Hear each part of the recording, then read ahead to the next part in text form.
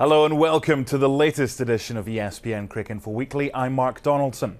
Sri Lanka completed hosting Bangladesh in all three forms of the game, with wins in the Test Series and 2020, but drawing the one-day series. Joining me from Colombo is Cricinfo Sri Lanka correspondent Andrew Fernando to discuss the results and how the team could go in the ICC Champions Trophy. This was a mixed tour for the side, Andrew. What can we learn from it? I think you're right when you say it was a mixed result. I think Sri Lanka have never lost a match of any kind at home to Bangladesh. So losing that one day was a bit of a shock. Also, Bangladesh had never taken a match into the fifth day, a test match into the fifth day, but they drew one there. I guess the big positive for Sri Lanka is a few of their youngsters have come on and started scoring runs and putting up the kind of performances that is needed for the team, because they're sort of going through a regeneration phase at the moment and getting rid of some of the older seniors who will sort of be phased out in the next 2 or 3 years. Now, Sri Lanka were joint champions back in 2002 with India. So how do you think they'll go in the Champions Trophy this time? A tough group, of course, with England, New Zealand and Australia.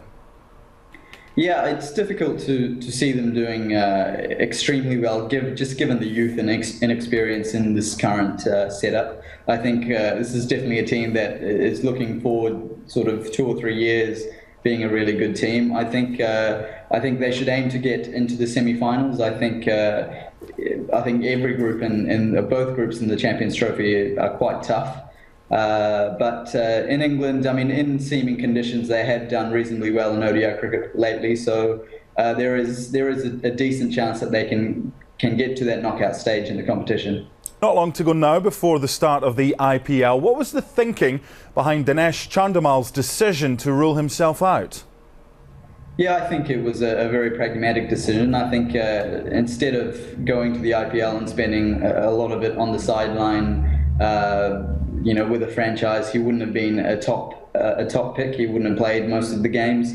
He's decided to stay home and work on his limited overs technique, which definitely needs a little bit of work. So I think it's a smart move from him.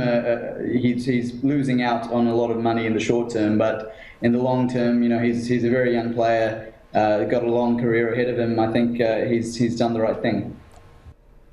Thank you, Andrew. And Sri Lanka start their Champions Trophy campaign against New Zealand in Cardiff on June the 9th. That's all for this edition of ESPNCricinfo Weekly. As always, you can catch the latest news, views and analysis from around the world of cricket, either online or via your mobile and tablet. Until next week, bye for now.